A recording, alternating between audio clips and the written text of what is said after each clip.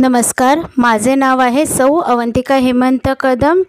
यशवंतराव चव्हाण महाराष्ट्र मुक्त विद्यापीठ नाशिक अंतर्गत शालेय व्यवस्थापन पदविका P10 म्हणजेच डिप्लोमा इन एज्युकेशन हा अभ्यासक्रम आहे. त्यातील 115 म्हणजेच शालेय आर्थिक व्यवस्थापन या विषयाची माहिती पाहूया. परिशिष्ट 1 फॉर्म क्रमांक A ते L खात्याच्या हिशोबात तपासणीसाठी सादर करावयाचे तक्ते असे आहेत. फॉर्म क्रमांक A ते L यांची माहिती पाहूया. 1. आवर्ती व अनावर्ती जमा रक्कमा तसेच आवर्ती व अनावर्ती खर्च दाखविणारा 23 पत्रकाचा नमुना. 2.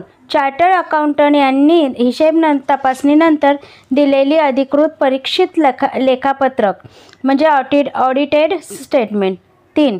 स्टेटमेंट A प्रत्येक सेवकाला वर्षात दिलेला महिनाभर भत्ता, पगार, भत्ते, बोनस, आयोगामुळे मिळालेला फरक असेल तर तोही.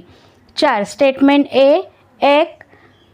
स्टेटमेंट A मधील सेवकांपैकी ज्यांनी किरकोळ रजे व्यतिरिक्त उपभोगलेल्या इतर रजेची माहिती येथे द्यावी. 5. स्टेटमेंट B शाळेने ज्या सेवकाच्या भविष्य निर्वाह निधीचा हिस्सा भरला असेल त्याची माहिती. 6.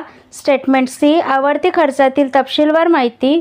7. स्टेटमेंट D अप्रत्यक्ष व अनावर्ती खर्चाची तपशीलवार माहिती. 8. स्टेटमेंट E 23 पत्रकातील क्रमांक 8 समोर दाखविलेल्या किरकोळ जमा रकमेची माहिती. 9. स्टेटमेंट F 23 पत्रकातील क्रमांक 8 समोर दाखविलेल्या किरकोळ खर्च रकमेची माहिती. 10.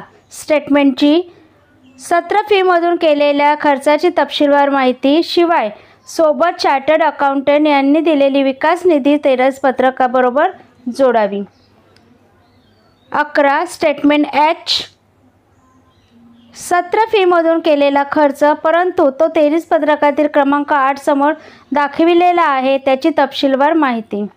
12. स्टेटमेंट I शाळेतील वर्ग तुकड्यातील विद्यार्थ्यांची माहेवार सरासरी. 13. स्टेटमेंट J वर्ग तुकडीवार दार विद्यार्थ्यांची संख्या व एकूण फी. 14. स्टेटमेंट K विकास निधीमधून केलेल्या खर्चाची तपशीलवार माहिती शिवाय सोबत चार्टर्ड अकाउंटंट यांनी दिलेले विकास निधी 23 पत्रक जोडावे. 15. स्टेटमेंट L खरेदी करून डेड स्टॉकमध्ये नोंदविलेल्या पुस्तके, शैक्षणिक साधने, शास्त्र साहित्य, खेळ साहित्य वगैरे तपशीलवार रकमेसह माहिती. 16. एक्झिक्युटिव्ह इंजिनियर यांनी दिलेल्या भाडे प्रमाणपत्राच्या प्रमाणित प्रती. टीप वरील सर्व तक्त्याचा एकत्रित गठ्ठा तयार करावा. असे एकूण 3 गठ्ठे करावेत.